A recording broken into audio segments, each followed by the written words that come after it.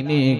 আল্লাহ রাসূল বলেন, ও আমার উম্মতেরা, আল্লাহর কাছে তোমরা এই দোয়াটা করবে, হে অন্তরসমূহের পরিবর্তনকারী আল্লাহ, আপনি আমার দিলটাকে পরিবর্তন করে ইসলামের দিকে ধাবিত করুন, ঈমানের পথে নিয়ে আসুন, আমি যেন আপনার শুকরিয়াকারী বান্দা হতে পারি, ইসলামের ভিতরে যেন থাকতে পারি, আমার দিলটা সব সময় যেন আপনার জিকিরে ফিকিরে থাকে। সুবহানাল্লাহ। আরেকটা আয়াত আপনি পড়বেন ৮ নাম্বার আয়াত, এটা হলো ৩ নাম্বার সূরার ৮ নাম্বার আয়াত, ৩ নাম্বার পারার ভিতরে এসেছে, সূরার নাম আলে ইমরান। রব্বানা লা তুযিগ কুলুবানা বা'দা ইয হাদাইতানা ওয়া হাব লানা মিন লাদুনকা রাহমাতান ইন্নাকা আনতাল ওয়াহ্হাব। হে আমাদের প্রতিপালক, হে আমাদের রব, আপনি আমাদেরকে ঈমান দান করার পরে, হেদায়েত দান করার পরে আবার আপনি আমার দিলটাকে ঘুরিয়ে কুফরের দিকে নিয়ে যাবেন না, বরং আপনি ঈমানের উপরে আমাকে টিকিয়ে রাখবেন, আপনি আমাকে হেদায়েতের উপরে টিকিয়ে রাখবেন, আপনি আমাকে বাঁকা পথে নিয়ে যাবেন না। এই দোয়াটাও বারবার আল্লাহর দরবারে আমাদের করার দরকার আছে না নাই? আমার বন্ধুগণ, তাই আল্লাহ রাব্বুল আলামিন আমাদেরকে শিখাচ্ছেন আমরা যেন ঈমানের উপরে প্রতিষ্ঠিত হতে পারি, ঈমান যেন আমরা মজবুত করতে পারি, ঈমান নিয়ে পৃথিবীতে যেন বেঁচে থাকতে পারি এবং ঈমান নিয়ে যেন মৃত্যুবরণ করতে পারি। ঈমানের পথে অবিচল থেকে আমার মরণ যেন হয়, ঈমানের পথে অবিচল থেকে আমার মরণ যেন হয়।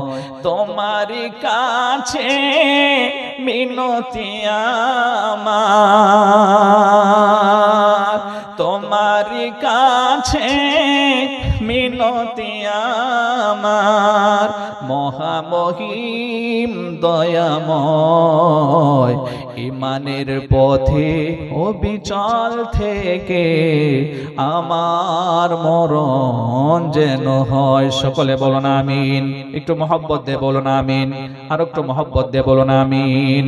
আমার ভাইরা, তাই বলা হচ্ছে আল্লাহ রাব্বুল আলামিন বলেন, ওয়া ইযা আন'আমনা 'আলাল ইনসানি আ'রাদা ওয়া না'a বিজানিবি ওয়া ইযা মাসসাহুশ শাররু ফাযু দুআইন 'আরিদ। আমার বান্দাকে যখন আমি চতুর্দিকে কল্যাণ দিয়ে দেই, তখন আমি আল্লাহ রাব্বুল আলামিনকে সে ভুলে যায়। আবার যখন বিপদ মুসিবত চলে আসে, তখন আল্লাহর কাছে লম্বা লম্বা দোয়া করে। আগে আল্লাহর কথা মনে থাকেনি, যখন চতুর্দিক থেকে কল্যাণ ছিল, চাষের জমিতে ফলন ভালো, এরপরে বাচ্চা কাচ্চা ঠিকঠাক ঠিক আছে, নিজের শরীর স্বাস্থ্য ভালো আছে, ইনকাম ভালো আছে, কিন্তু যখন দেখলো বাচ্চা অসুস্থ হয়ে যাচ্ছে, নিজে অসুস্থ হয়ে যাচ্ছে, ফলন এবার ভালো হচ্ছে না, যেই চায়ের দোকানে বসে বসে মসজিদের ইমাম সাহেবের বিরুদ্ধে কথা বলতো, মুয়াজ্জিনের বিরুদ্ধে কথা বলতো, এবার ওই মুয়াজ্জিনের কাছে গিয়ে বলতেছে, আপনি একটু আমার জন্য দোয়া করুন, আমি তো শেষ হয়ে গেলাম, সর্বনাশ হয়ে গেছে আমার। এ হচ্ছে আমাদের চরিত্র, হচ্ছে আমাদের খাসলত। সুতরাং এই অন্যায় খাসলত থেকে আমাদেরকে বেরিয়ে আসতে হবে বন্ধুগণ। তাই আল্লাহ তাআলা আমাদেরকে কি সুন্দর করে একটা ইতিহাস শোনায়, যাতে করে এই ঘটনা থেকে আমরা সবক নিয়ে বাড়ি যেতে পারি। বলুন আল্লাহু আকবার। আল্লাহ রাব্বুল আলামিন বলেন, তিলকা মিন আম্মাইল গায়বি নূহিহা ইলাইকা মা কুনতা তা'লামুহা আনতা ওয়ালা কওমুকা মিন ক্বাবলি হাদা। 12 নম্বর পারা সূরা হুদের 49 নম্বর আয়াতে আল্লাহ রাব্বুল আলামিন বর্ণনা করেন, আর 40 অথবা 49 নম্বর আয়াতে আল্লাহ তাআলা বর্ণনা করেন।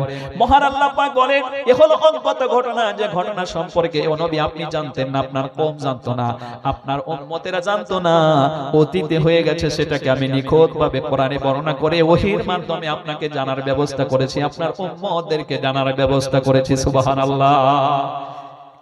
এই ঘটনা আল্লাহ শোনান কেন? কি উদ্দেশ্য করে শোনান? ঘটনা শোনার যেকোনো একটা উদ্দেশ্য আছে। আল্লাহ রাব্বুল আলামিন বলেন, লাকাদ কানা লাকুম ফি ক্বাসাসিহিম ইবরাতুন লিউলিল আলবাব। 13 নম্বর পারা সূরা ইউসুফ 111টা আয়াতের 111 নম্বর আয়াত আল্লাহ তাআলাকে সুন্দর করে বলেন, আমি তোমাদেরকে ঘটনা শোনাই যেন এই ঘটনার থেকে তোমরা সবক হাসিল করতে পারো। জগা জি লাগানে কে লিয়ে এ দুনিয়া नहीं है, जगह जी लगाने के लिए ये दुनिया नहीं है, इबरत की जा है तमाशा नहीं है। এই পৃথিবী খেল তামাশার জায়গা নাই। দেখো, শিখো, উপদেশ গ্রহণ করো, নেক আমল করার জায়গা, উপদেশ গ্রহণ করার জায়গা। কথা বলুন ঠিক কিনা? আল্লাহ রাব্বুল আলামিন বলেন, ওয়া ইলা আদিন আখাহুম হুদা ক্বালা ইয়া কওমি ইবুদুল্লাহা মা লাকুম মিন ইলাহিন গায়রু। আল্লাহ তাআলা বলেন, আমি হুদ নবীকে প্রেরণ করলাম তার জাতির কাছে। তিনি তাদেরকে দাওয়াত দিলেন, তোমরা আল্লাহর গোলামি করো, দাসত্ব করো, ইবাদত করো, অন্যের পূজা অর্চনা পায়রবি তোমরা অনুকরণ তারা করো না। হুদ আলাইহিস সালাম যখন তাদেরকে দাওয়াত দিলেন, তোমরা একমাত্র তাওহীদের উপরে প্রতিষ্ঠিত হয়ে আল্লাহর ইবাদত করো, দাসত্ব করো, গোলামি করো, আর তোমরা ওদের পূজা অর্চনা করো না। নবীরা সব সময় ঈমানের দাওয়াত দিয়েছে লোকেদেরকে। কথা বলুন ঠিক কিনা? তাওহীদের মুর্শিদ আমার মুহাম্মাদের নাম বলো, মুহাম্মাদের নাম। আল্লাহর নাম জপলে বুঝতে পারি আল্লাহরই কালাম বলো, আল্লাহরই কালাম। বলেন, তাওহীদের মুর্শিদ আমার মুহাম্মাদের নাম বলো, মুহাম্মাদের নাম। আল্লাহর নাম জপলে বুঝতে পারি আল্লাহরই কালাম বলো, আল্লাহরই কালাম। হুদ নবী যখন তাদেরকে দাওয়াত দিলেন, তারা দাওয়াতকে অ্যাকসেপ্ট করলো না, দাওয়াতকে তারা প্রত্যাখ্যান করলো। আমার বন্ধুগণ, দাওয়াতটা তারা কবুল করলো না, বরং হুদ নবীর বিরুদ্ধে তারা লেগে গেল। তারা উল্টা বলতে থাকলো, ও নবী হুদ, তুমি আমাদেরকে যে আমাদের দেবতা ছেড়ে দেবার কথা বলছো, এটা আমরা কখনোই ছাড়বো না। তোমার কথার প্রতি আমরা বিশ্বাস স্থাপন করব না। কোরআনে কারীম যখন আপনি স্টাডি করবেন, আল্লাহ রাব্বুল আলামিন কি সুন্দর করে বর্ণনা করেন। আপনি পড়বেন 21 নম্বর পারা, সূরাটার নাম হলো সূরা লোকমান। আপনি স্টাডি করলে 34টা আয়াত পাবেন। 21 নম্বর আয়াতে আল্লাহ তাআলার বক্তব্য, ওয়া ইদা কিলা লাহুমুত্তাবিউ মা আনসালাল্লাহ ক্বালু বাল নাত্তাবিউ মা ওয়াজাদনা আলাইহি আবাআনা আওয়ালাউ কানা আশ-শাইতানু يدعوهم إلى عذاب السعير। আল্লাহ রাব্বুল আলামিন বলেন, ও নবী, আমি আপনার প্রতি যা নাজিল করেছি কোরআন সুন্নাহ মোতাবেক আল্লাহর শরীয়তকে যেভাবে নাজিল করেছেন ওইভাবে মানার জন্য, একত্ববাদ আল্লাহর প্রতি বিশ্বাস স্থাপন করে তারই দাসত্ব গোলামি করার জন্য আল্লাহ যা নাজিল করেছেন, ও নবী তাদেরকে এইভাবে দাওয়াত দেন। যখন তাদেরকে ডাকা হয় তখন তারা উল্টা কথা বলে, আমরা কেন তোমার কথা শুনতে যাব, বরং আমরা শুনবো আমাদের পিতৃপুরুষ যে আমল করেছে, যে কর্ম করেছে, যে কাজ করেছে, যে পূজা অর্চনা করেছে, ওটাই আমরা করব, তোমারটা মানবো না। বলেন নাউজুবিল্লাহ। এবার আল্লাহ তাআলা বলেন, আওয়ালাউ কানাশ শাইতানু ইয়াদউহুম ইলা আযাবিস সাঈর। শয়তান তাদেরকে দাওয়াত দিয়ে জাহান্নামের আগুনের অধিবাসী বানিয়ে দিল, এটাও তারা টের পাচ্ছে না।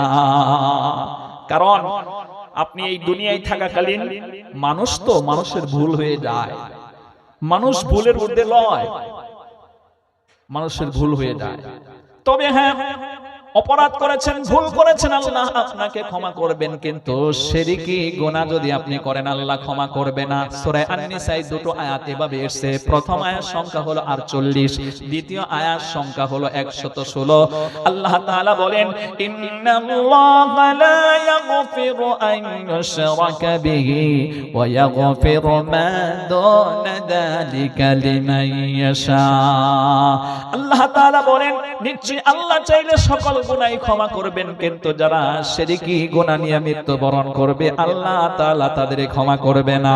ক্ষমা যদি না হলো তারা যাবে কোথায়? কোরআনে কারীম 6 নম্বর পারা সূরা আল মাইদা হিফজে কোরআন 19 নম্বর পেজ যখন বের করবেন 120টা আয়াতের ভিতরে এ হচ্ছে 72 নম্বর আয়াত। আল্লাহ রাব্বুল আলামিন বলেন, إنه من يشرك بالله فقد حرم الله عليه الجنة ومأواه النار وما للظالمين من أنصار আল্লাহ রাব্বুল আলামিন বলেন নিশ্চয়ই শিরকি গুনাহ নিয়ে যারা মৃত্যুবরণ করবে আমি আল্লাহ তাআলার জান্নাত তার জন্য হারাম করে দেব, জাহান্নাম ওয়াজিব হয়ে যাবে, আর সেখান থেকে তাকে কেউ বাঁচাতে পারবে না, সাহায্য করতে পারবে না। আল্লাহু আকবার। এজন্য হুদ নবীর দাওয়াত ছিল তোমরা শিরকি গুনাহ বর্জন করে আসো তাওহীদের উপরে প্রতিষ্ঠিত হয়ে এক আল্লাহর গোলামি করো, দাসত্ব করো, ইবাদত করো। সুবহানাল্লাহ। তারপরে হযরত হুদ আলাইহিস সালাম তাদেরকে আরো সুন্দর করে বুঝালেন, কারণ নবীদেরকে আল্লাহ তাআলা এই পৃথিবীতে প্রেরণ করেন তার উম্মতকে বুঝিয়ে বুঝিয়ে ইসলামের পথে, ইসলামের সুছায়া তলে নিয়ে আসার জন্য। কথা বলুন ঠিক কিনা? আল্লাহ রাব্বুল আলামিন বলেন ফাবিমা রাহমাতিম মিনাল্লাহি লিনতা লাহুম ওয়া লাউ কুনতা ফাযযান গালিযাল কলবি লাফাদু মিন হাওলিক। আল্লাহ তাআলা বলেন নবী হে, আমি আপনার দিলটাকে নরম করে দিয়েছি, আপনার ভাষাকে আমি মধুর করে দিয়েছি, যাতে করে আপনার কাছে যখন লোকেরা আসবে ইসলাম শুনবে, ইসলাম বোঝার চেষ্টা করবে, আপনি মধু মাখা কথা দিয়ে, উত্তম ভাষা দিয়ে, উত্তম চরিত্র দিয়ে যখন বলবেন তখন লোকেরা ইসলামের দিকে ধাবিত হবে। সুবহানাল্লাহ। এজন্য নবীরা মানুষকে মধু মাখা কথা কয়ে দ্বীনের পথে দাওয়াত দিয়েছিলেন, ঠিক কিনা? হযরত হুদ আলাইহিস সালাম এবার তাদেরকে বললেন ওয়া কওমি ইস্তাগফিরু রাব্বাকুম সুম্মা তুবু ইলাইহি ইউরসিলিস সামাআ আলাইকুম মিদরারা। ও আমার জাতি, ও আমার কওম, তোমরা আল্লাহর কাছে ইস্তেগফার করো, ক্ষমা চাও, গুনাহ নিয়ে ক্ষমা চাও, তওবা করো। তোমরা তওবা করে ফিরে আসো। আগে যে শিরকি কুফরি গুনাহ করেছো, আল্লাহর ইবাদত বাদ দিয়া আল্লাহর সৃষ্টি জগতের পূজা অর্চনা করেছো, নাউজুবিল্লাহ। আর এটা তারা করে কেন? কোরআনে কারিমে অন্যত্রে মহান আল্লাহ রাব্বুল আলামিন বলেন ওয়া ইয়াবুদুনা মিন দুনিল্লাহি মা লা ইয়াদুররুহুম ওয়া লা ইয়ানফাউহুম ওয়া ইয়াকুলুনা হাউলাই শুফাআউনা ইনদাল্লাহ কুল আতুনাব্বিউনা আল্লাহা বিমা লা ইয়ালামু ফিস সামাওয়াতি ওয়া লা ফিল আরদ সুবহানাহু ওয়া তাআলা আম্মা ইউশরিকুন। 11 নম্বর পারা সূরা ইউনূসের 18 নম্বর আয়াতে আল্লাহ তাআলা বলেন তোমরা কেন তাদের পূজা অর্চনা করো? তারা তোমার ভালো করতে পারে না, মন্দও করতে পারে না, তারপরেও তারা আশা আকাঙ্ক্ষা রাখে আমরা এদের পূজা অর্চনা করছি, এরা রবের কাছে গিয়ে, আমাদের প্রতিপালকের কাছে গিয়ে আমাদের ব্যাপারে সুপারিশ করে আমাদেরকে নাজাতের ব্যবস্থা করে দেবে। এবার আল্লাহ তাআলা বলেন ও নবী তাদেরকে বলুন এরকম ব্যক্তি, এরকম জিনিস আমি আকাশেও সৃষ্টি করি নাই, জমিনেও সৃষ্টি করিনি, জমিনেও নাজিল করিনি, আকাশেও নাজিল করিনি, যে ওদের পূজা অর্চনা করলে ওরা এসে আবার আমার কাছে সুপারিশ করে তোমাদেরকে নাজাতের ব্যবস্থা করে দেবে, এমন সিস্টেম আল্লাহ রাখেন নাই। প্রিয় ভাই, এখানে একটি কৌশলগত বিষয় আছে। আল্লাহ হলেন আমাদের মালিক, আমরা হলাম গোলাম।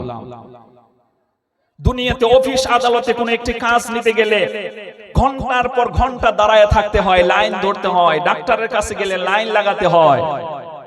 এই পৃথিবীতে আল্লাহর সৃষ্টি জীবের প্রাণীকুলের অভাব নাই, তো এরকম ভায়া হয়ে মাধ্যম হয়ে যদি যাওয়ার দরকার হতো তাইলে লাইন ধরতে ধরতে আমার 60 বছর 70 বছরে আমি আল্লাহর কাছে কিছুই বলতেই পারতাম না, লাইন ধরে আমার জীবন শেষ হয়ে যেত, ঠিক না? এইজন্য আল্লাহ লাইন ধরার ব্যবস্থা করেননি। আল্লাহ কি ব্যবস্থা করেছেন? কষ্ট হচ্ছে আপনাদের? কোরআনে কারীম যখন আপনি স্টাডি করবেন 2 নম্বর পারার ভিতরে সূরাতুল বাকারা 286 আয়াতের ভিতরে এ হচ্ছে 186 নম্বর আয়াত ওয়া ইদা সাআলাকা ইবাদি আন্নী ফাইন্নী করিব উজিবু দাওয়াতাদ দাঈ ইদা দাআন ফালইস্তাজিবু লি ইলা আখির আয়াত। নবীর কাছে এসে কিছু সাহাবা প্রশ্ন করলেন, হে আল্লাহর রাসূল, আমরা যখন আল্লাহকে ডাকি আল্লাহ আমাদের ডাকে সাড়া দেয় কিনা, শুনতে পাই কিনা? এই প্রশ্ন যখন করা হলো তখন আল্লাহ তাআলা বললেন, ও নবী তাদের বলে দিন, আমি আল্লাহ তাআলাকে যখন তারা ডাকে সঙ্গে সঙ্গে আমি তাদের ডাকে সাড়া দিয়ে দেই, তাদের ডাকে সাড়া দিয়ে তাদের হাজতকে আল্লাহ পুরা করে দেন। সুবহানাল্লাহ। আম্মান ইউজিবুল মুত্তাররা ইযা দাআহু ওয়া ইয়াকশিফুস সুআ ওয়া ইয়াজআলুকুম খুলাফাআল আরদ। মহান আল্লাহ তাআলা বলেন, স্থলভাগে এবং জলভাগে গভীর রাত্রে যখন মানুষ বিপদে পড়ে, মুসিবতে পড়ে, আল্লাহ তাআলাকে ডাক দিয়ে দেয়, এই ডাকের মধ্যে আল্লাহ সাড়া দিয়া মহান আল্লাহ তাআলা তার বিপদকে, মামলাকে, মুকদ্দমা থেকে তাকে বাঁচাইয়া দেয়। কথা বলুন ঠিক কিনা? লিল্লাহি তাকবীর। हर हमेशा वो देने को तैयार है, हर हमेशा वो देने को तैयार है, जो ना मांगे उससे वो बेदार है। সব সময় আল্লাহ দেওয়ার প্রস্তুতি নিয়ে রেখেছেন। বিশেষ করে এই যে রাত্র যখন গভীর হয়ে যায়, হাদিস শরীফের ভিতরে এসে আল্লাহ তাআলা তার রহমতের হাতকে প্রসারিত করে দেয়, আর রহমতের হাতকে প্রসারিত করে দিয়ে মহান আল্লাহ রাব্বুল আলামিন তার বান্দাকে ডেকে ডেকে বলে, ও আমার বান্দা কে আছো? দিনের বেলা কত কত গুনাহ করে তুমি নিজেকে ধ্বংস করে দিয়েছ, নিজেকে ধ্বংস করে দিয়েছ। বান্দা, আমি আল্লাহ তাআলা রহমতের হাতকে রাতের বেলা তোমার জন্য প্রসারিত করে দিলাম। এই রাতে তোমার জীবনের গুনাহ নিয়ে তুমি ক্ষমা চাও। ক্ষমা চাইলে বান্দা তোর জীবনের গুনাহকে আমি ক্ষমা করে দিয়ে তোর প্রতি রহমত বর্ষণ করব। সুবহানাল্লাহ।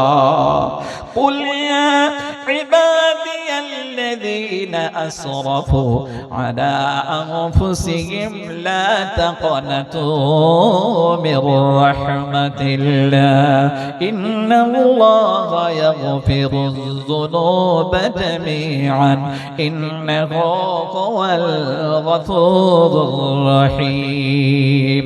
24 নম্বর পারা সূরা জুমারের 53 নম্বর আয়াত, 53 নম্বর আয়াত আল্লাহ রাব্বুল আলামিন বলেন, বান্দারে যত অপরাধ করেছো তারপরেও আমার রহমত থেকে নিরাশ হয়ে যেও না। আসো বান্দা আমার কাছে মাপ চাও, মাপ চাইলে আমি আল্লাহ তাআলা বান্দার জীবনের গুনাহ খাতা ক্ষমা করে দেব। কারণ আল্লাহর একটি সিফত হলো গফুরুর রহিম, তিনি ক্ষমা করতে ভালোবাসেন। তো আপনি গুনাহ করেছেন, ক্ষমা চাইলে আল্লাহ ক্ষমা করে দিবেন। সুবহানাল্লাহ। আবার যে বান্দাগুলো গভীর রাত্রে গুনাহ করেছে, দিনের বেলা আল্লাহ তাআলা হাদিসে কুদসির কথা, হাদিসে কুদসির ভিতরে এসেছে, দিনের বেলা আল্লাহ তাআলা রহমতের হাতকে প্রসারিত করে দিয়ে বান্দাকে ডেকে ডেকে বলে, বান্দারে কে আছো? রাত্রে গুনাহ করে নিজের লাইফকে ধ্বংস করেছো, আসো আমি আল্লাহ তাআলার কাছে ক্ষমা চাও। ক্ষমা চাইলে আমি তোমার জীবনের গুনাহকে ক্ষমা করে দেব। আত্তাইবু মিনাদ যামবি কামাল লা যামবা লা আও কামা ক্বালা নবী সাল্লাল্লাহু আলাইহি ওয়াসাল্লাম। আল্লাহ রাসূল বলেন, যে মানুষটা গুনাহ করেছিল তারপরে তওবা করেছে, তওবা করার কারণে আল্লাহ তাআলা তাকে এমন ভাবে ক্ষমা করে দেয় যেন সে গুনাহই করে নাই। সুবহানাল্লাহ। পৃথিবী না জানুক আমি তো জানি কি পাপ করেছি, হায় আমার পাপের করলে বিচার, বাঁচার আমার নাই উপায়। প্রভু দয়াময় মাফ করো আমায়, মাফ করো আমায়। একটু সকলে মহব্বত দিয়ে বলুন আমিন। তাই আমার বন্ধুগণ, হযরতে হুদ আলাইহিস সালাম আপন সম্প্রদায়কে, আপন কওমকে বলতেছেন, ওয়া কওমিস্তাগফিরু রাব্বাকুম সুম্মা তুবু ইলাইহি। ও আমার জাতি, ও আমার কওম, তোমরা আল্লাহর কাছে তওবা করে ক্ষমা চাও, আল্লাহ তোমাদেরকে ক্ষমা করে দেবেন। সুম্মা তুবু ইলাই, আল্লাহর কাছে ক্ষমা চাইলে একদিকে তোমাদেরকে ক্ষমা করে দিবেন, দুই নম্বরে তোমাদেরকে একটা অফার দান করবেন, ইউরসিলিস সামাআ আলাইকুম মিদরারা। আর তোমরা যখন আল্লাহর কাছে গুনাহ নিয়ে ক্ষমা চাইবে, আল্লাহ এখন সন্তুষ্ট হয়ে আকাশ থেকে বৃষ্টি দ্বারা বর্ষণ করবেন। সুবহানাল্লাহ। কোরআনে কারীম যখন আপনি বের করবেন, আপনি পড়বেন 19 নাম্বার পারার প্রথম যে সূরাটা হবে, এই সূরাটার নাম হলো সূরা ফুরকান। 77টা আয়াতের হচ্ছে 48 49 নাম্বার আয়াত। হুয়াল্লাযী আরসালা রিয়াহা বুশরান বাইনা ইয়াদাই রাহমাতি ওয়া আরসালনা মিনাস সামাই মাআন তাহুরা। আল্লাহ তাআলা বলেন, আমি যখন আকাশ থেকে আমার রহমতের বৃষ্টি বর্ষণ করব, এই বৃষ্টি বর্ষণ করার আগে আগে আল্লাহ তাআলা বলেন, ঠান্ডা বাতাস প্রবাহিত করে আমি আল্লাহ তাআলার রহমতের খুশখবরি তোমাদেরকে জানান দেই। সুবহানাল্লাহ। তার বাস্তবতা কদিন আগে আমরা দেখতে পেয়েছি। বৃষ্টি এলো, তার আগে হালকা ঝড়ো হাওয়া বইছে কিনা বলুন। তো আল্লাহ তাআলা হযরতে হুদ নবীর মাধ্যমে শুনিয়ে দিচ্ছেন, ও নবী তাদেরকে বলুন, তারা যদি তওবা করে, ইস্তিগফার করে, এক নম্বরে আমি তাদের গুনাহকে ক্ষমা করে দেব, দ্বিতীয় নম্বরে তাদের জন্য বৃষ্টি দ্বারা বর্ষণ করতে থাকবো। وَيَزِدْكُمْ قُوَّةً إِلَى قُوَّتِكُمْ وَلَا تَتَوَلَّوْا مُجْرِمِينَ। যখন তারা তওবা করবে, গুনাহ নিয়ে ক্ষমা চাইবে, আল্লাহর কাছে তওবা করবে এবং পরবর্তী জীবনটা ইসলামের পথে পরিচালিত করবে, হেদায়েতের পথে পরিচালিত করবে, নেক আমল করতে থাকবে। আমার ভাইরা, এখানে তওবার বিষয়টা একটু লক্ষ্য করুন। তওবা, আপনি গুনাহ থেকে তওবা করবেন, এই তওবার শর্ত হলো 3টে। আর এটা যদি বান্দার সাথে কালেক্ট হয় তাহলে 4টা শর্ত, আল্লাহর সাথে সম্বন্ধ হলে 3টে শর্ত। এক নাম্বার, আপনি যে অপরাধ করেছেন সেটা নিয়ে আল্লাহর কাছে আপনি শর্মিন্দা হতে হবে। 2 নম্বরে আপনি অনুশোচনা করবেন, আরে এই গুনাহটা আমার দ্বারাই হয়ে গেছে, আমি তো এই গুনাহটা করার কথা না, কারণ আল্লাহর হুকুম লঙ্ঘন করে ফেলেছি। 1 নম্বরে ক্ষমা চাওয়া, 2 নম্বরে অনুশোচনা করা, আর 3 নম্বর শর্তটা হলো আগামী জীবনে আর এই গুনাহটা করব না, এই সংকল্প করা, এই ওয়াদা করা, তার নাম হলো তওবা। বলেন সুবহানাল্লাহ। আর এটা যদি বান্দার সাথে কানেক্ট হয়, অর্থাৎ একজনের আপনি 20 টাকা মেরে খেয়েছেন, আগে ওই টাকাটা তাকে ফেরত দিয়ে আসতে হবে, দিয়ে এসে আল্লাহর কাছে তওবা করতে হবে।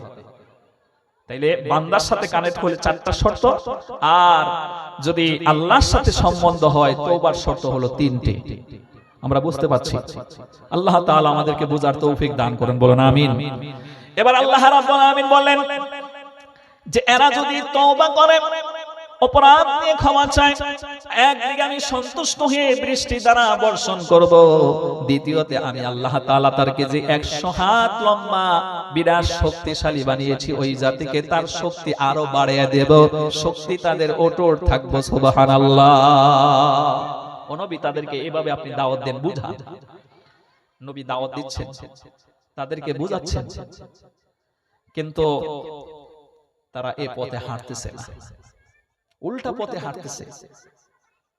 কোরআনে কারীম যখন আপনি স্টাডি করবেন, আল্লাহ রাব্বুল আলামিন কোরআনে কারীমের ভিতরে বর্ণনা করেন যে উলাইকাল্লাযীনা ইশতারাউদ-দালালাতা বিল হুদা ওয়াল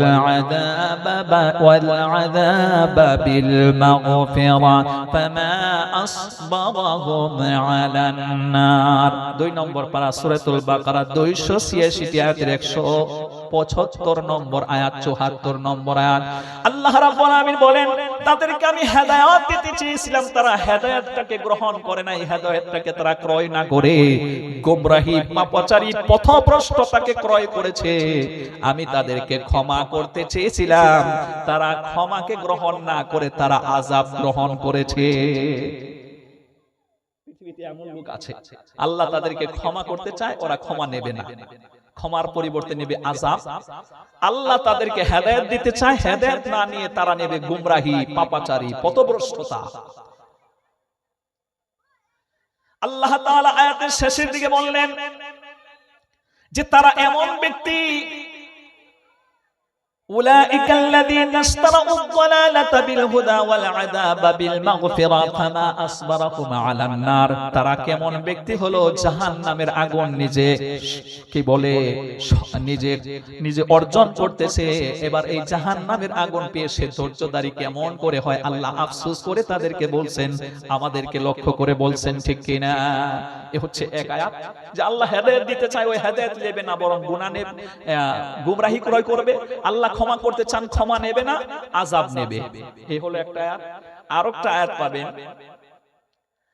আপনি পড়বেন 3 নম্বর সূরা 4 নম্বর পারা সূরা আলে ইমরান 200টা আয়াতের এ হচ্ছে 178 নম্বর আয়াত, 177 নম্বর আয়াত। মহান আল্লাহ রাব্বুল আলামিন বলেন, ইন্নাল্লাযীনা ইশতারাউল কুফরা বিল ঈমান লান ইয়াদুরুল্লাহা শাইআ, নিশ্চয়ই তারা ঈমান ক্রয় করার পরিবর্তে তারা কুফরিকে ক্রয় করেছে। ইন্নাল্লাযীনা ইশতারাউল কুফরা বিল ঈমান লা ইয়াদুরুল্লাহা শাইআ, সুতরাং সে আমার কোনো ক্ষতি করতে পারবে না। আল্লাহ দিতে চেয়েছিল ঈমান, সে ঈমান না নিয়ে কুফরি নিয়েছে। কুফরি মানে আল্লাহর অস্বীকার করেছে, ইসলামকে অস্বীকার করেছে, হেদায়েতকে অস্বীকার করেছে, ওটাই সে ক্রয় করেছে। এটা যদি কেউ করে তাহলে আল্লাহর কোনো ক্ষতি হবে না। মানে আল্লাহ আমাদেরকে বুঝাচ্ছেন, গোটা পৃথিবীর সমস্ত মানব দানব জিন ইনসান সকলে মিলেই যদি আল্লাহর সাথে কুফরি করে, সব কাফের হয়ে যায়, বেদীন হয়ে যায়, বেঈমান হয়ে যায়, আল্লাহর কোনো যায় আসে না। বিষয়টা এমন যে আপনাদের বর্তমানে রাজ্যিক সরকার হচ্ছে মমতা ব্যানার্জি, 2026 সালে ইলেকশন আছে, ভোট না দিলে তিনি আর থাকতে পারবেন না, ঠিক কিনা? কিন্তু ভোট যদি দেয় তিনি আবার সরকার হতে পারবেন। ওই মমতা দিদি সরকারের মতন আল্লাহ নন যে ভোট দিলে তিনি থাকবেন আর না দিলে থাকবেন না। তিনি এমন মহান আল্লাহ, এমন সত্তা, এমন আসনে বসে আছেন, তিনাকে কেউ যদি মানে তাও সেখানেই, না মানলেও তিনি সেখানেই। কথা বলেন ঠিক কিনা? ওনার পাওয়ার দ্য মোস্ট স্ট্রং, আল্লাহ পাক হচ্ছেন সুপার পাওয়ার। আল্লাহু আকবার।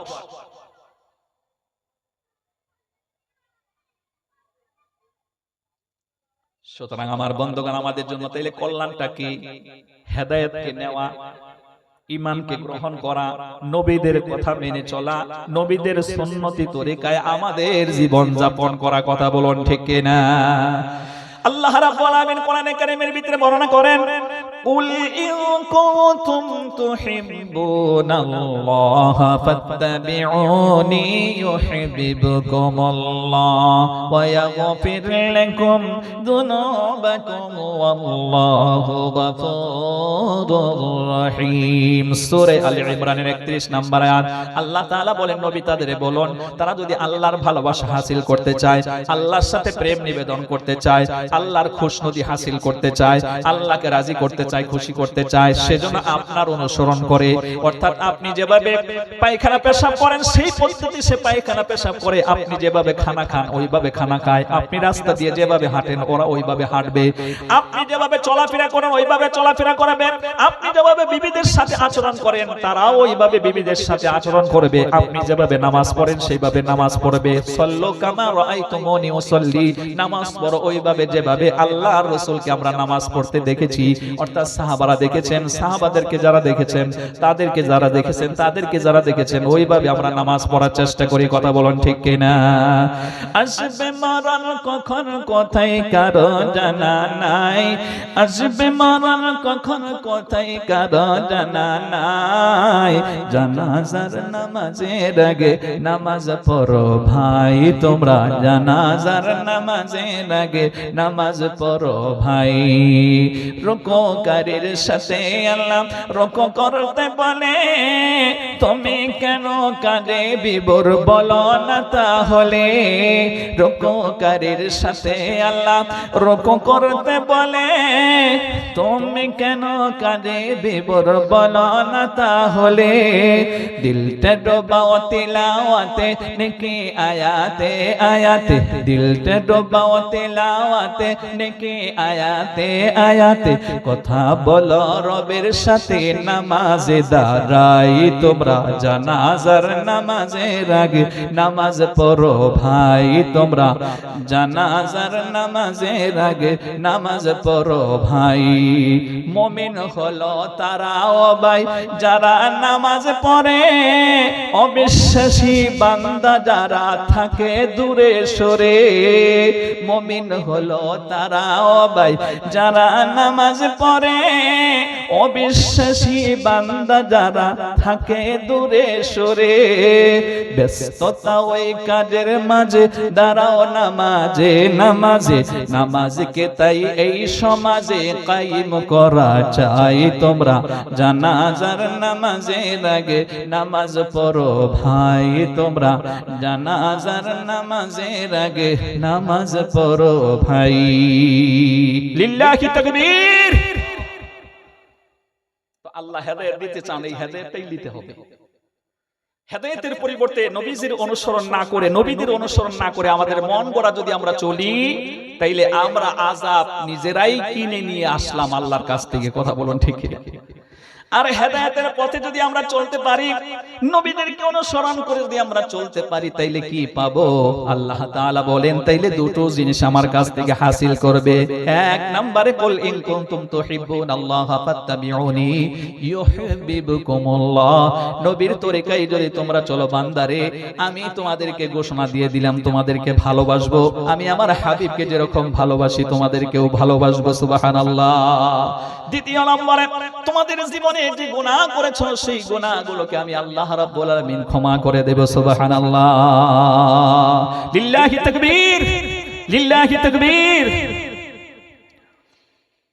पड़ गया जिस पर नजर बंदा को मौला कर दिया,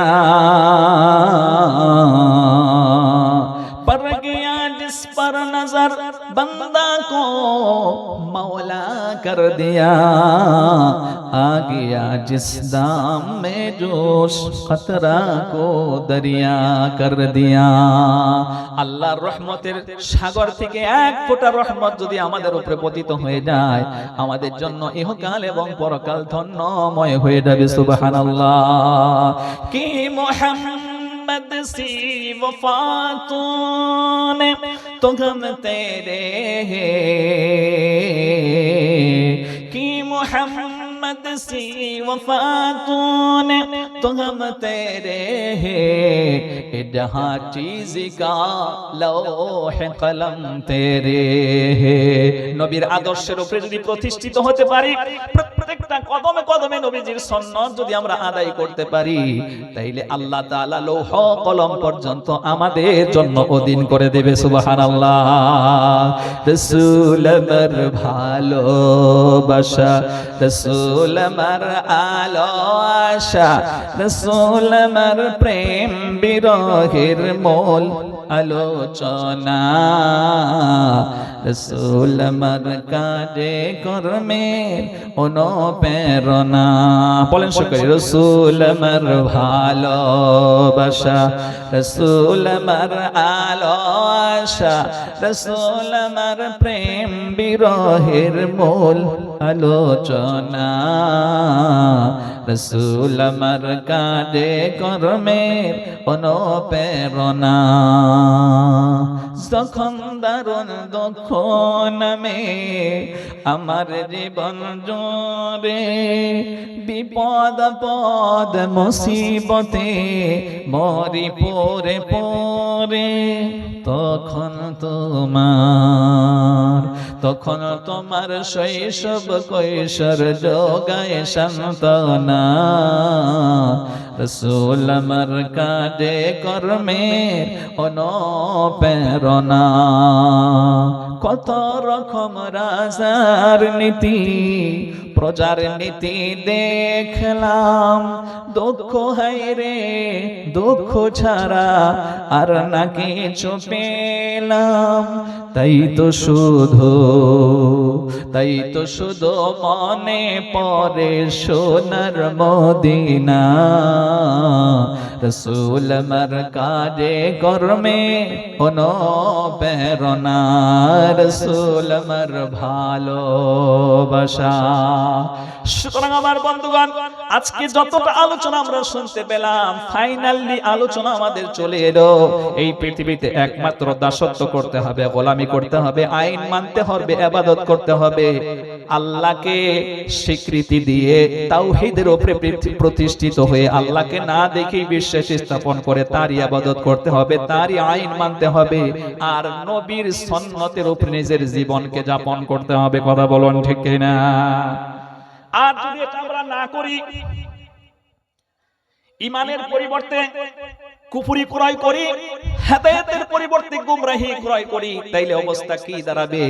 আল্লাহ তাআলা এই ব্যাপারে বক্তব্যটা তিনি দিয়েছেন। পবিত্র কোরআন যখন আপনি স্টাডি করবেন, 7 নাম্বার পারা সূরা আনআম 165টা আয়াতের হচ্ছে 10 নাম্বার আয়াত। আজকে নভেম্বর মাসের 10 তারিখ আপনাদের মাহফিল ছিল, ঠিক না? আল্লাহ রাব্বুল আলামিন বলেন, ওয়ালাকাদ ইসতুহজিআ বিরুসুলিম মিন ক্বাবলিকা ফাহাকা বিল্লাযীনা সাখিরু আনফুসাহুম বিমা কানু বিআয়াতিনা ইস্তাহজিউন। আল্লাহ রাব্বুল আলামিন বলেন, ও নবী, আপনি আপনার মন খারাপ করবেন না। শুধু আপনি নন, আপনার আগেও এই পৃথিবীতে যত নবী রাসূল আমি প্রেরণ করেছি, সেই নবীদেরকে নিয়ে আপন জাতি কওম ঠাট্টা করেছে, বিদ্রূপ করেছে, তাকে ঠাট্টা করেছে, বিদ্রূপ করেছে, নির্যাতন পর্যন্ত করেছে।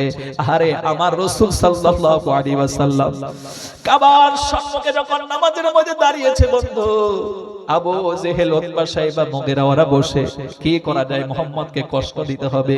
তখন উকবা ইবনে আবি মুইত নামের এক বদমাশ, তাকে বলা হলো উঠের কি বলে ভুঁড়িটা নিয়ে এসে বিশ্ব নবী হযরত মুহাম্মদুর রাসূলুল্লাহ সাল্লাল্লাহু আলাইহি ওয়াসাল্লামের মাথার মধ্যে উপরে দিয়েছে। আল্লাহর রাসূল চাপা পড়ে গেলেন, বড্ড কষ্ট হচ্ছিল, দম বন্ধ হয়ে আসছিল। আমার ভাইরা, কোথা থেকে একটা লোক এসে তাড়াতাড়ি খবর দিয়েছে হযরতে ফাতিমাকে, চলো চলো, তোমার আব্বুর শরীরের মধ্যে, মাথার মধ্যে উটের ভুঁড়ি দিয়েছে, তোমার আব্বু শ্বাসরুদ্ধ হয়ে যাচ্ছে। আমার ভাইরা, হযরতে ফাতিমা তো জাহরা রাদিয়াল্লাহু তাআলা আনহা দৌড়ে এসে উটের ভুঁড়িটা সরিয়ে দেয়। তারপরে আল্লাহর রাসূল সাল্লাল্লাহু আলাইহি ওয়াসাল্লামের চেহারা মোবারক, মাথা মোবারক ওখান থেকে উঠাতে পারে এমন নির্যাতন কাফেররা চালিয়েছে। কথা বলুন ঠিক কিনা? আমার ভাইরা, আল্লাহ তাআলা তাই সান্ত্বনা দিয়ে বলছেন, হে নবী, আপনি মন খারাপ করবেন না। শুধু আপনি নন, আপনার আগে ওই পৃথিবীতে যত নবী রাসূল এসেছিল তাদেরকেও নিয়ে ঠাট্টা করেছে, বিদ্রূপ করেছে।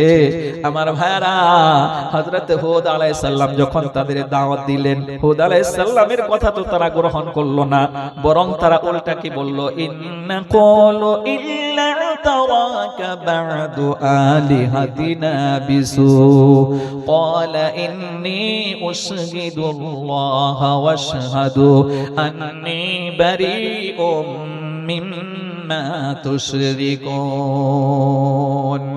54 নম্বর আয়াত সূরা হুদের ভিতরে এসেছে, ওরা বলল, ও নবী, ও হুদ, তুমি আজকে আমাদের দেবতার বিরুদ্ধে কথা বলার কারণে হয়তো এই দেবতাগুলো রাগ করে তোমার উপরে কি খারাপ ভর করেছে, খারাপ স্পর্শ করেছে, যার জন্য তুমি এখন পাগলা হয়ে গেছো। পাগলা হয়ে তুমি বলতেছো আমরা আমাদের পিতৃপুরুষ লক্ষ লক্ষ বছর ধরে হাজার হাজার দেবতার খোদার ইবাদত করে এসেছে, আর তুমি বলো সব কিছু ডিলিট করে আজআলাল আলিহাতা ইলাহা ওয়াহিদা ইন্না হাদা লাশাইউন উজাব। সবগুলোকে ক্যান্সেল করে এক আল্লাহর ইবাদত করতে হবে, এটা আমাদের মাথায় ঢোকে না। তুমি পাগলামি ছাড়া আর কিছুই বলতেছ না। কোন নাউজুবিল্লাহ। নবীকে এইভাবে তারা বলতেছে যে আমাদের এদের বিরুদ্ধে কথা বলার কারণে ওরাই তোমাকে এমন ভাবে স্পর্শ করেছে যে তুমি পাগলা হয়ে গেছো। এখন পাগলা হওয়ার কারণে তোমার মাথা ঠিক নেই, তুমি উল্টা পাল্টা বকতেছো। দুনিয়াতে এই কথা বলেছিল, আর মরার পরে ওরা কি বলবে? 29 নাম্বার পারা 1 নাম্বার পেজ, সূরা মুলুক 30টা আয়াতের 7, 8, 9, 10 আয়াত। আলাম ইয়াতিকুম নাযীর ক্বালু বালা ক্বাদ জাআনা নাযীর।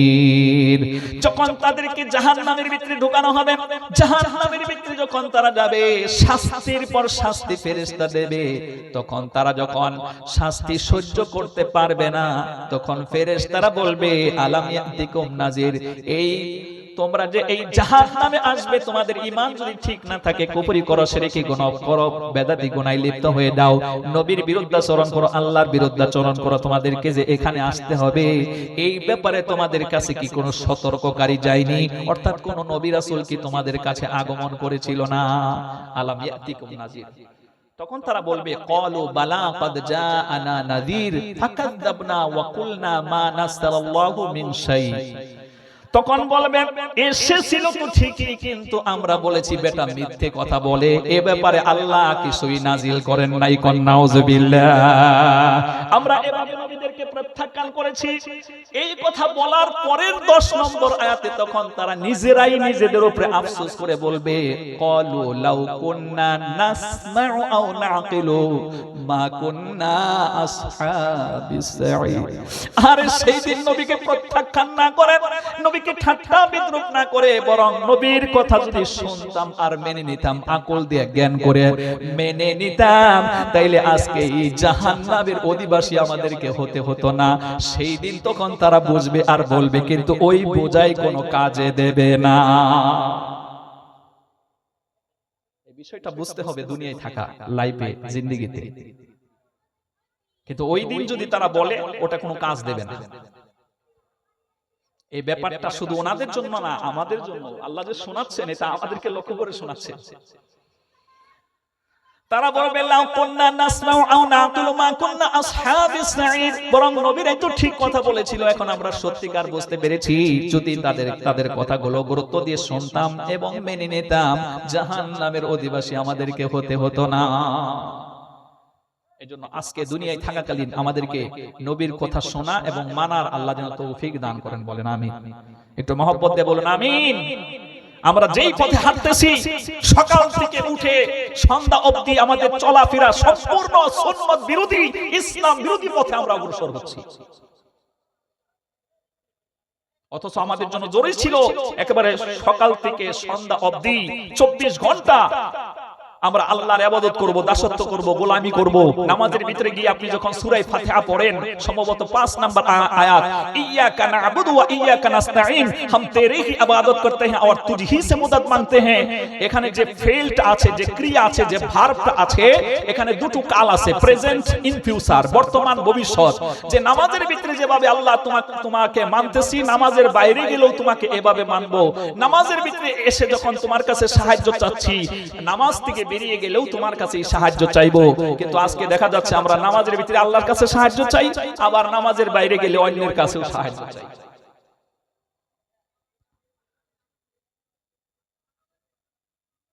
নামাজের ভিতরে আল্লাহকে মানি, নামাজ থেকে বেরিয়ে আসলে নিজেকে মনে করি আমরা স্বাধীন হয়ে গেছি। বিষয়টা হচ্ছে আমাদের ধর্মের নাম, জবাব দেবে, আমাদের ধর্মের নাম ইসলাম। ইন্না দ্বীনা ইনদাল্লাহিল ইসলাম, surely the true religion with Allah is Islam। এটা হলো 19 নম্বর আয়াত সূরা আলী ইমরান।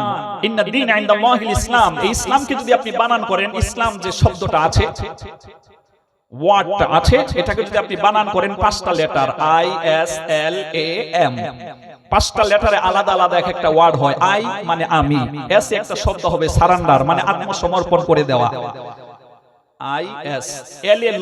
ল মানে সংবিধান, এতে আল্লাহ এম এ মুহাম্মদ, অর্থ দাঁড়ালো আমি আত্মসমর্পণ করলাম আল্লাহ এবং আল্লাহর রাসূলের আইনের সম্মুখে।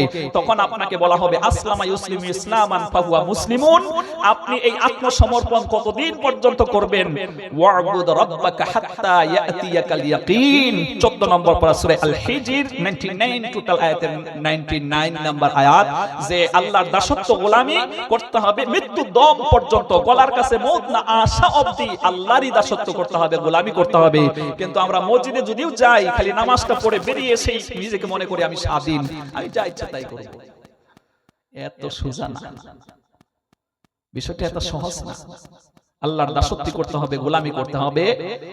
জীবনের 60 থেকে 70 বছর 80 বছর যা জিন্দেগি আপনি পেয়েছেন, তার 24 আওয়ার্স ডে এবং নাইট, মৃত্যু দম পর্যন্ত আল্লাহর গোলামি করতে হবে। আর এই গোলামির নমুনা আপনি 5 ওয়াক্ত সালাত বা জামাতের সহিত পড়বেন এবং প্রত্যেকটা কাজ নবীজির তরিকায় করলে পেশাব করাটাও আপনার ইবাদতে লিপিবদ্ধ হবে। আপনি বিবির সাথে কথাবার্তা বলবেন, যেরকম একটি সুন্নত হাদিসের ভিতরে পাওয়া যায়, ফজরের সালাতে যখন আজান হয়ে যাবে মসজিদে, তখন আপনি তাড়াতাড়ি সজাগ হবেন, হয়ে সুন্নত নামাজটা, ফজরের আগে যে সুন্নত, খায়রুম মিনাদ দুনিয়া ওয়া মা ফিহা, আল্লাহ রাসূল বলেন ফজরের যে সুন্নত, এটা আমার কাছে এত প্রিয়, গোটা পৃথিবীতে যত সম্পদ আছে এই সব সম্পদের চাইতে বেশি উত্তম। এজন্য আল্লাহ রাসূল সাল্লাল্লাহু আলাইহি ওয়াসাল্লাম ফজরের সুন্নত কখনোই না পড়ে থাকতেন না, পড়তেন। তবে এটা ডাবল সুন্নত আদায় হবে আপনি এই ফজরের সুন্নতটা আপন বাসায় পড়ে আসা। মসজিদে এসে পড়লেও হবে, কিন্তু ডাবল সুন্নত আদায় হবে না। 2 রাকাত সুন্নত পড়ছেন, ওইটা আদায় হলো। আর যদি বাড়িতে পড়ে আসেন, নিজের ঘরে পড়ে আসেন, আল্লাহ রাসূল বলেন তোমার ঘরটাকে কবরস্থান বানায়ো না। এইজন্য সুন্নত নফল নামাজ উত্তম হলো নিজের বাড়িতে পড়া।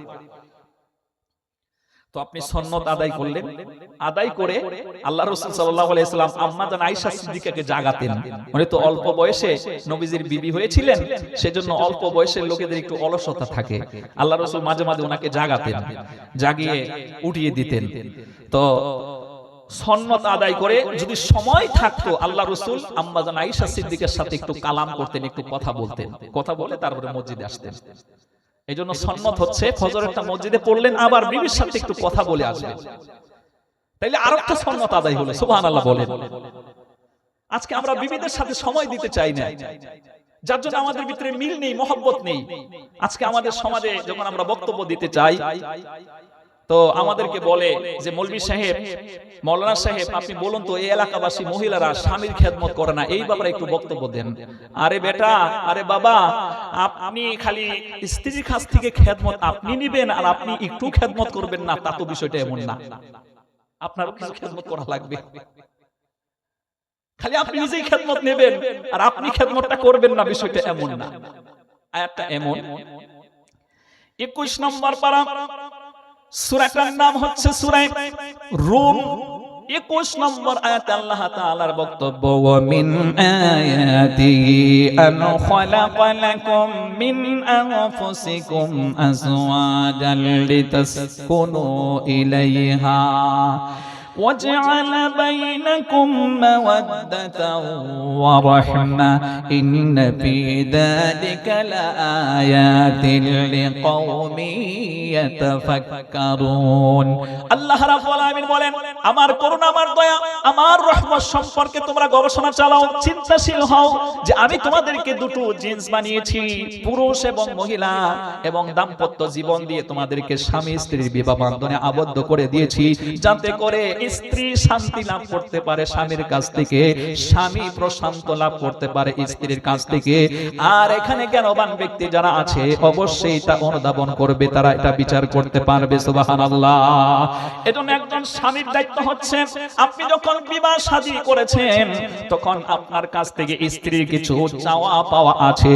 আল্লাহ রাসূল সাল্লাল্লাহু আলাইহি ওয়াসাল্লাম যখন বিদায় হজের মধ্যে ১৬ লক্ষ সাহাবীদেরকে লক্ষ্য করে যখন ভাষণ প্রদান করেছিলেন, এই পৃথিবীতে মানব জাতির ইতিহাসে এত সুন্দর বক্তব্য আর কেউ দিতে পারে নাই, ভবিষ্যতেও আর কেউ পারবে না। বলেন সুবহানাল্লাহ। Muhammad is the special of all prophet and religious personalities in the world. বলেন সুবহানাল্লাহ। মুহাম্মদ সাল্লাল্লাহু আলাইহি ওয়াসাল্লাম হলেন সর্বকালের সর্বশ্রেষ্ঠ মহামানব, এজন্য তার বক্তৃতাও সবচেয়ে শ্রেষ্ঠ। আল্লাহ রাসূল সাল্লাল্লাহু আলাইহি ওয়াসাল্লাম বিদায়ী হজে যে ভাষণ প্রদান করেছিলেন, এই বিদায়ী হজের বাদনের মধ্যে আল্লাহ রাসূল সাল্লাল্লাহু আলাইহি ওয়াসাল্লাম বলেন, ও পৃথিবীবাসী, স্বামী তোমরা যারা আছো, তোমাদের স্ত্রীর ব্যাপারে তোমরা সহৃদয় হয়ে যাবে, তোমরা স্ত্রীর হক আদায় করবে। এখানে আল্লাহ রাসূল সাল্লাল্লাহু আলাইহি ওয়াসাল্লাম কয়েকটা গুরুত্বপূর্ণ কথা বলেন। স্ত্রী আপনার কাছ থেকে প্রথম যে জিনিসটা পাবেন, আপনি যখন বিবাহ করেছেন ওই বিবি ঘরটার মধ্যে থাকবে, সুন্দরতম প্রশস্ত একটা ঘরের ব্যবস্থা আপনাকে করে দিতে হবে। 2 নম্বরে আমার বন্ধুগণ, এই স্ত্রীকে আপনি ভরণ পোষণ দেবেন, জামা কাপড় খাবারের ব্যবস্থা করবেন। আর 3 নম্বর আপনার কাছ থেকে স্ত্রী যে জিনিসটা পাবে সেটা হলো আপনার পুরো যৌবনটার অধিকার হলো আপনার স্ত্রী। কোন সুবহানাল্লাহ। আর আজকে আমাদের যৌবন শিকড় খেয়ে ধ্বংস করে দিচ্ছি, বুঝেন তো? মদ খেয়ে ধ্বংস করে দিচ্ছে, তারপরে গাঁজা খাচ্ছে, ভাং খাচ্ছে, আর ওই কি যেন আপনাদের এই পশ্চিম বাংলা এগুলো কি নাম বলে আমি জানি না, 2টা প্যাকেট ক্রয় করে একটার ভিতরে আরেকটা ঢুকায়, ঢুকিয়ে মুখের মধ্যে দেয়, আর ওগুলো খাচ্ছে, জনমের মতন খাচ্ছে, পায়খানার চাইতে গন্ধ, দুর্গন্ধে ওর মুখের দ্বারে যাওয়া যায় না।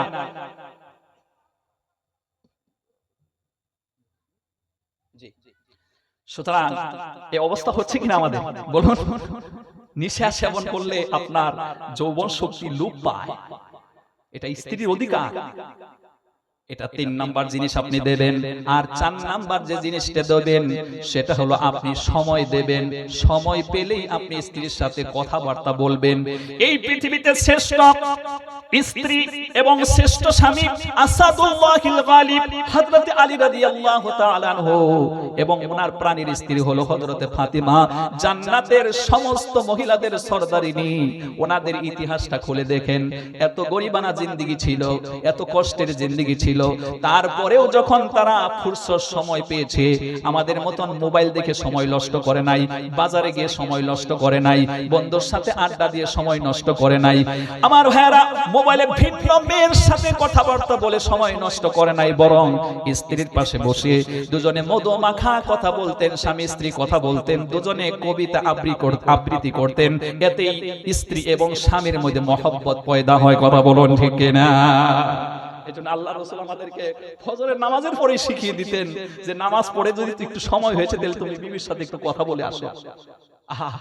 এই নবীর সুন্নতকে আমরা এখন পালন করছি না। আল্লাহ তাআলা আমাদেরকে যে কথাগুলো শুনলাম বললাম, আল্লাহ তাআলা আমাদেরকে মানার তৌফিক দান করেন। একটু মহব্বত দিয়ে বলুন আমিন। উলফত মে বরাবর হ্যায়